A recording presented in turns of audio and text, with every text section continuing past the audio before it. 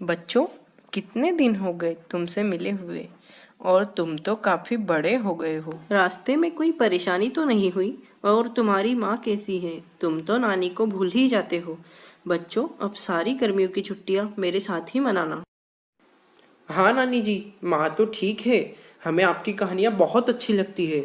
हम आपके साथ ही गर्मियों की छुट्टियाँ मनाएंगे। ठीक है बच्चों, तुम सफर में थक गए होगे, आराम करो। मैं तुम्हारा मनपसंद खाना बनाकर लाती हूँ। नानी, आप हमें मज़ेदार भूत की कहानियाँ सुनाओगी ना? मुझे आपकी कहानियाँ और भूतिया किस्से सुनकर बहुत मज़ा आता है। सारी गर्मियों की छुट्टियां हम यही मजा करेंगे। सिया, पहले खाना खा लेते हैं, कहानी बाद में सुना दूंगी मैं जानती हूँ तुम्हें कहानी बहुत पसंद है, लेकिन पहले खाना खा लो। मैं खाना लेकर आती हूँ। नानी, आप खाना लाइए। सिया तो खाने के बिना रह सकती है, लेकिन कहानी के बिना नहीं। मुझे तो चाहिए खाना। वह तीनों नानी के साथ खाना खाते हैं। नानी, खाना बहुत मजेदार था। आपके हाथों में तो जादू है।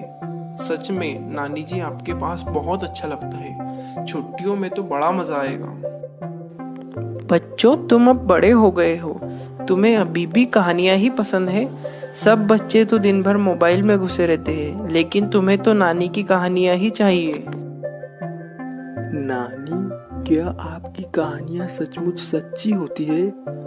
कोई सच्ची कहानी सुनाओ जिसे सुनकर डर लगे।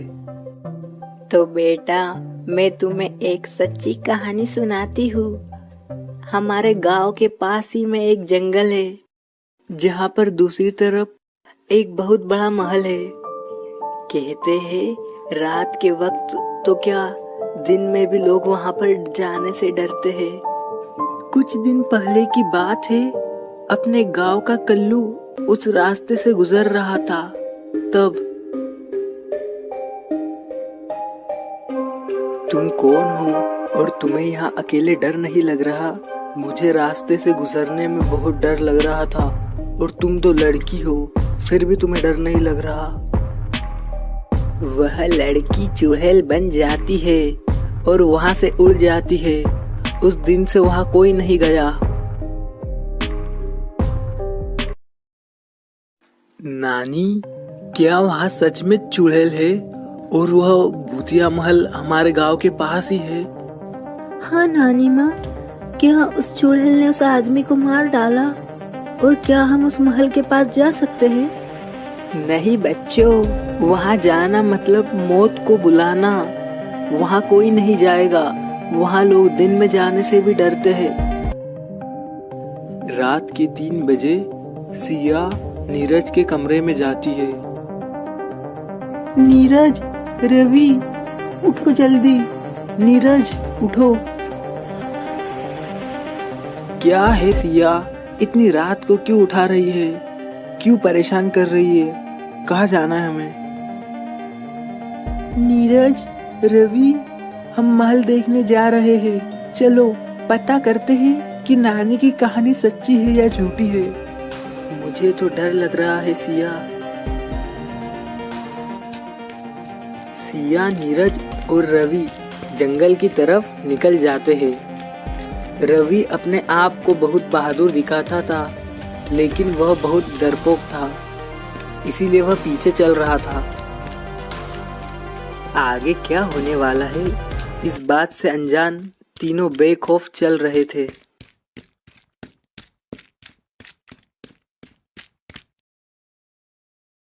तुम कौन हो और यहाँ क्या कर रही हो?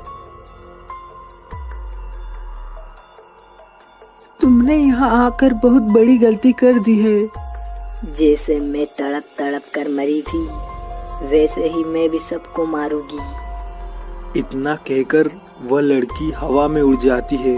उसके हाथ में एक तलवार थी।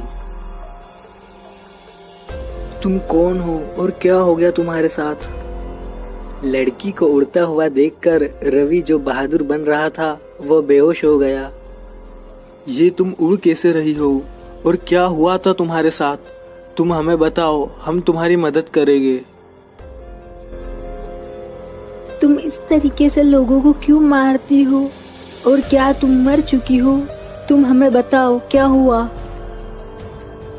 मैं भी तुम्हारी तरह एक साधारण लड़की थी, लेकिन एक दिन इस हवेली के मालिक ने मेरी पूरे परिवार के साथ मुझे इस हवेली में मार दिया और हमारे शरीर के टुकड़े टुकड़े करके महल में फेंक दिए। अंतिम संस्कार के बाद ही हमें मुक्ति मिलेगी।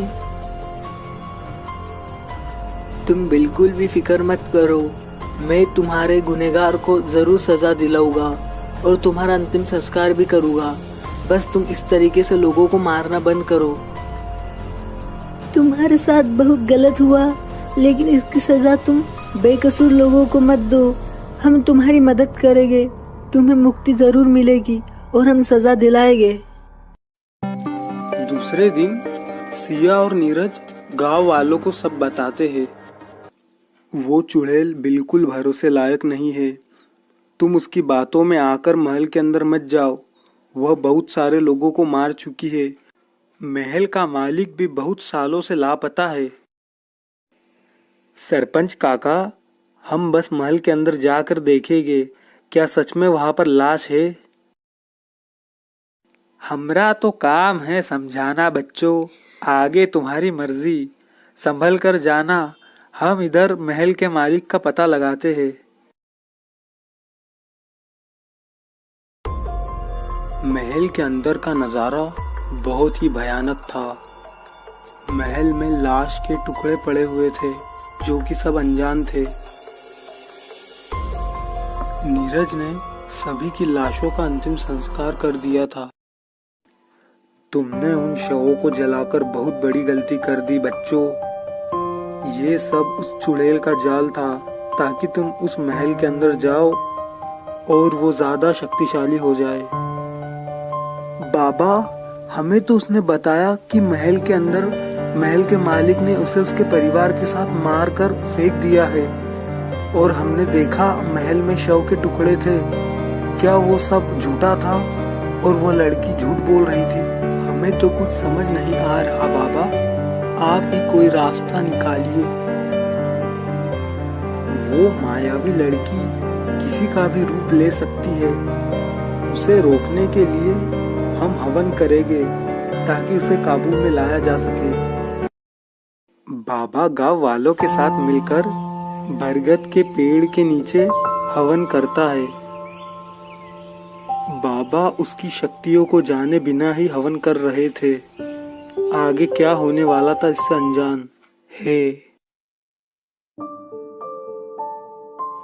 बच्चों, तुम उस महल के अंदर क्यों गए थे?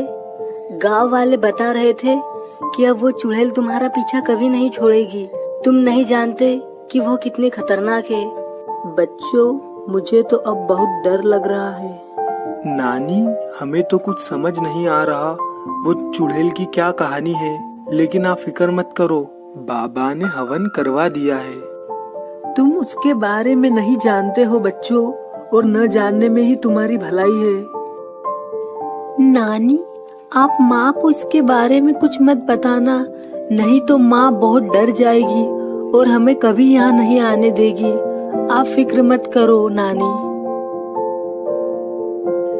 बच्चों, तुम अब कभी भी उस महल के पास नहीं जाओगे। अगर तुम्हें कुछ हो जाता तो मैं तुम्हारी माँ को क्या मुंह दिखाती। तुम कल यहाँ से चले जाना। हाँ नानी, आज जो यहाँ देखा है उसे देखकर तो मैं यहाँ कभी नहीं आऊंगा। कुछ रहस्य अभी भी बचा था।